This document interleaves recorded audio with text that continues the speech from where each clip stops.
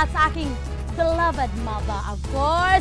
Maupay nga adlawit mga nanay haimo, mudra. At syempre, relax, okay, sa ating mga kapuso dyan dahil sang katutak na naman pong good news ang hihahatid namin for your eyes only.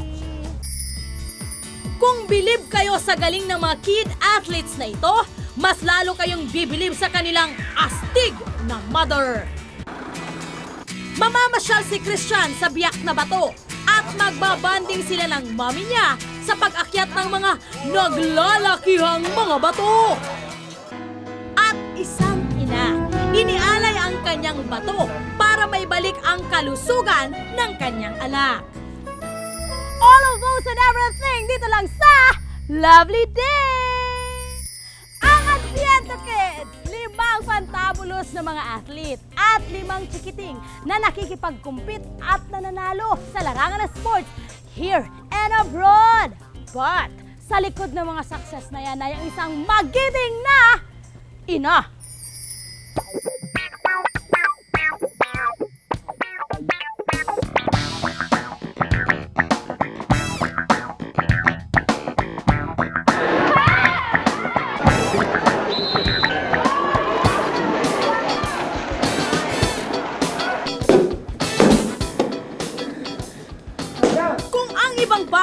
Wall-to-wall ang carpet. Iba naman ang drama ng pamilya Adviento dahil sila wall-to-wall ang medals at trophies.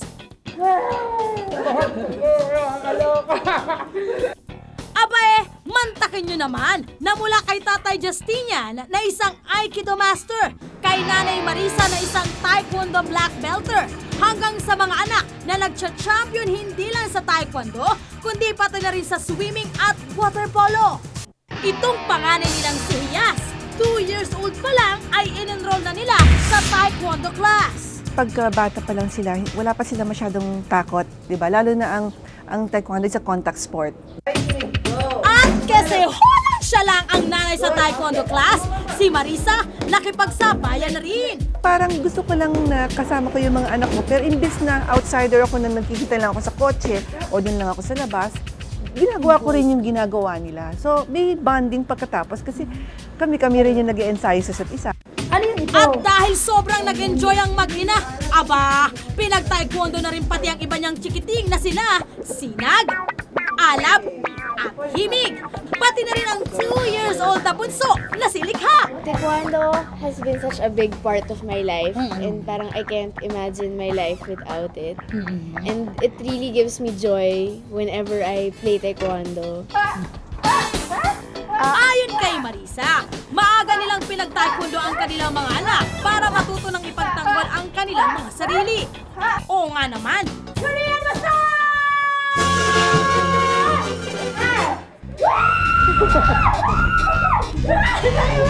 Wait, tawag na massage! Lalo ko ba massage? Wait, sandali lang. Ano ba massage? Ano ba yung Korean massage? Korean massage is called a massage because you have 2 opponents against 1 person. Mahirap pala yun, Dispe.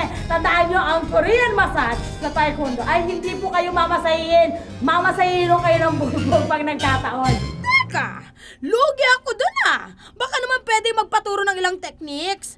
Gaya ng... Number 1, ganito ang gagawin pag may nang-agaw ng bag. Number 2, pag may yumakap sa inyo mula sa likod.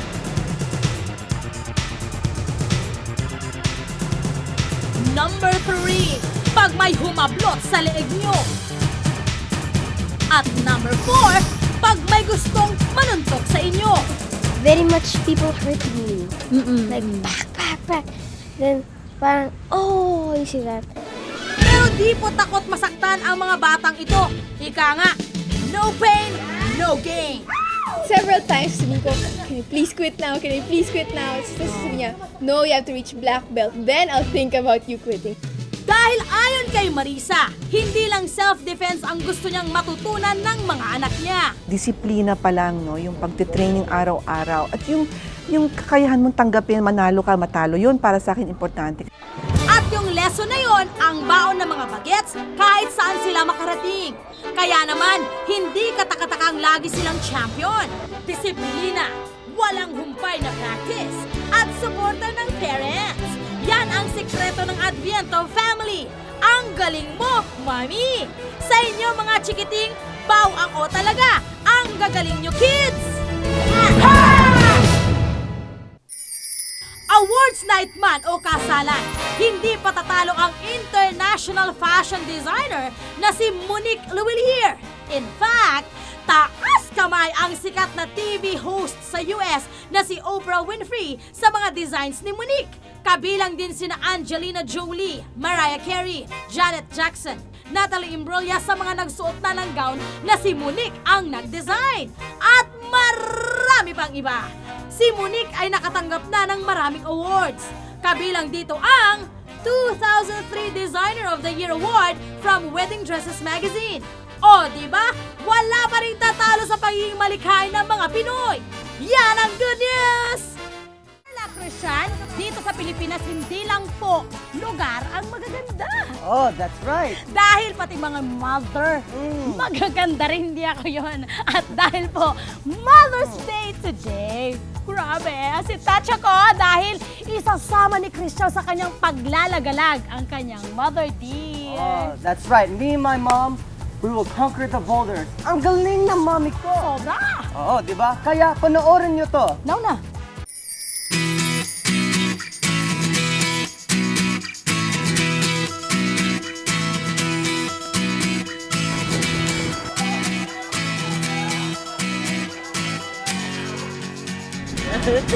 Dakilang ina, that's my mom, Susan. Hinahatid sundo niya ako sa shooting, and even when I fall asleep, gising pa rin siya to take care of me. Very selfless. So on her special day, kakaiba ang regalo ko sa kanya. Kailangan natin ng energy. A trip to Biak na Bato. 2 oras from Metro Manila, nasa Biak na Bato ka na, sa San Miguel, Bulacan.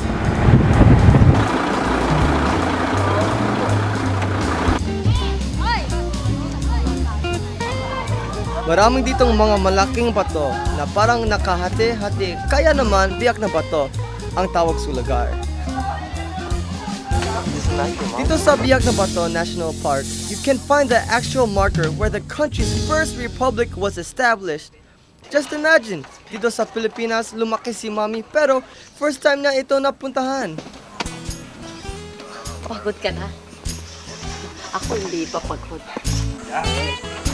Ganda pala ng mga kaya yan. Siyempre. Parang Spider-Man. Bata pa no? Sikat ito ngayon sa mga gustong mag-rock climbing. Kaya nga, pati local at foreign tourists dumadayo dito. Rock climbing is a tourist activity for those who seek adventure. At itong Biak na Bato ay isang world-class climbing destination. Kasi napaka-unique na lugar na ito para sa mga rock climbers and bouldering. Yung quality ng rocks ay makikita mo sa ibang lugar, pero dito napakarami nila at accessible pa sa Manila. Everywhere you look, ang dami rock climbers, mga professional at beginner. Ang bouldering ay isang uri ng rock climbing na hindi ginagamitan ng tali. Ay hindi uurungan, yan ang aking mami. Sporty kasi siya at health conscious. Yan yung gaganyanin ko lang yan. Pinili niya ang boulder problem na twice her height at maraming curves. Para marami rin ang pwedeng hawakan, kapitan at tapakan on her way up. Sarap naman pala oh. And look at her go! In seconds, nasa tutok na siya! Yes. So, si Maki na lang magbibigay ng ano, I think it's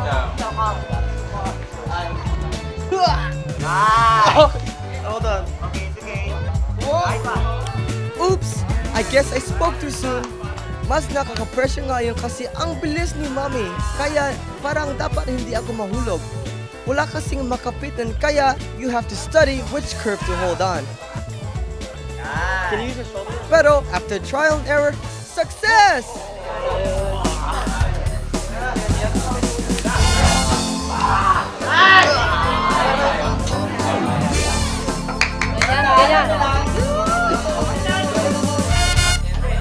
You can spend your day bouldering or pwede nyo rin ikutin ang iba pang mga lugar with a local guide.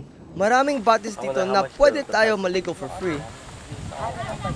Kahit sa loob ng caves, pwede rin mag-swimming. Alam nyo ba, nandito rin naliko before ang Katipuneros? Here's another cave. Tawag dito, Madlum. Bulacanos call it Madlum Cave kasi it's dark, madilim. That's what Madlum means. I know, dilim Diba? na. Sobrang Dilim. Natakot na ako. Hindi lang historical sightseeing or nature tripping ang pag-iikot namin ni Mami sa biyak ng bato. It's also being able to spend quality time to enjoy each other. Something that kids ought to give their moms, especially on Mother's Day. Punta lang sa restaurants, we go to church and then the restaurant. Pero this time, something different, ano? I think pag nandito rin yung ibang mga anak, mag-enjoy din kami. Naiiba talaga. Maganda, maganda. My mom blessed me with her strength for Mother's Day. That's why I made it to the top, because of you, Mom. I love you, Mom. Happy Mother's Day, Mom. Kumusta na ang gift ko sa'yo? Galing ah. Do you like it, Mom? I know, very tiring nga lang. Kala ko restaurant eh. Yung pala eh, walking. Well, you know. Pero sarap kasi ganda. Christian! Ay, grabe! Ang pretty ng mudra mo. Hindi mo naman kinikwento sa akin eh. Well, siyempre naman, love. Mana siya sa akin. Hey! Muna siya sa'yo. Sige na nga, mana siya sa'yo kasi gwapo naman siya talaga. Di ba? Okay, joke lang. Pinay golfer nag-uwi ng 13 million pesos mula sa Georgia, USA. Ang 25 years old na si Jennifer Rosales ay nanalo sa larangan ng golf sa Eagles Landing Country Club sa Stockbridge, Georgia. Ito ang kauna-unahang LPGA title ni Jennifer Rosales. Nakascore siya ng 14 under par 274 total at nag-uwi ng tumataginting na $240,000 o 13 million pesos. Talagang ang Pinoy, saang bansa man, talagang hindi patatalo. Sa'yo, Jennifer, proud kami sa'yo! Yan ang good news, hatid sa inyo ng Lovely Day! Hanggang saan ang hangganan ng pag-ibig ng isang ina? Aba, well, kung ako tatanungin nyo, wishing well, wala hong sukatan yan. Kagaya nitong nakilala kong napakadakilang ina.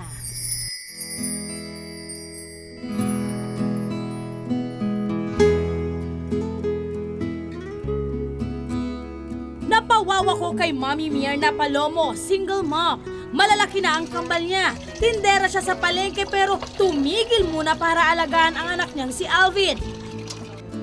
Nung isang taon lang nalaman ni Alvin na may sakit siya sa bato at kailangan ng kidney donor. Hindi nagdalawang isip si Mami Mir nang i-donate ang sariling kidney. Paano kayo nag-decide na, o sige, ako na ang pagbibigay ng kidney para sa akin? Ang pagiging ina, wala kang iniisip at wala ka ring hinahangad na hindi makakabuti sa iyong anak. At noong February 26 ngayong taon, parehong inoperahan ang mag-ina. Ikaw, Alvin, alam mo ba na inoperahan ng nanay mo nung mga oras na yun? Alam mo? Napapanood ko pa before ako natulog. Anong feeling na nakakapanood ka ng ganon at nanay mo yun? Ano siya eh, parang kalmadong-kalmado lang ako. Wow! Hindi walang biro yun ha. Talagang parang sa akin lang, pag tulog ko nito, pagising ko, may bago na akong kidney. Sa regular nilang check-up, sabay din sila. Samahan natin sila sa kanilang home sweet house. Kung titingnan si Mami Mirna, okay na okay siya.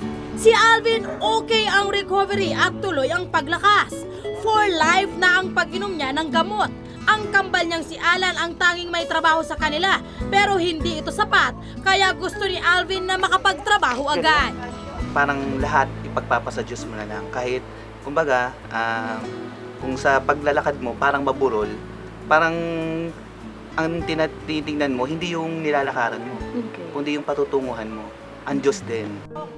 Hindi raw komot ka mag-anak pwedeng mag-donate ng kidney. Pero dahil pwedeng ilipat ang kidney ni Mami Mirna kay Alvin, perfect match sila! Na sabi ko sa loob-loob ko, masaya ako. Dahil, kumbaga, nadugtungan ko yung buhay ng anak ko. Sa tingin mo, gaano nasusukat ba ang pagmamahal ng ina sa anak? Ang pagmamahal ng isang ina sa anak, pwedeng i-equate sa buhay. So, yung buhay ng ina, yun ang kapahayagan, ang buhay ng anak ay yung kapahayagan ng pag-ibig ng isang ina. Kasi napatunayan ko yan eh. Dahil isipin nyo, pwede naman mag-donate ng ibang tao para sa akin. Bakit ang mother ko pa? Eh, syempre, ang tao naman nagkakaedad. So, mas kailangan niya yung kidney niya.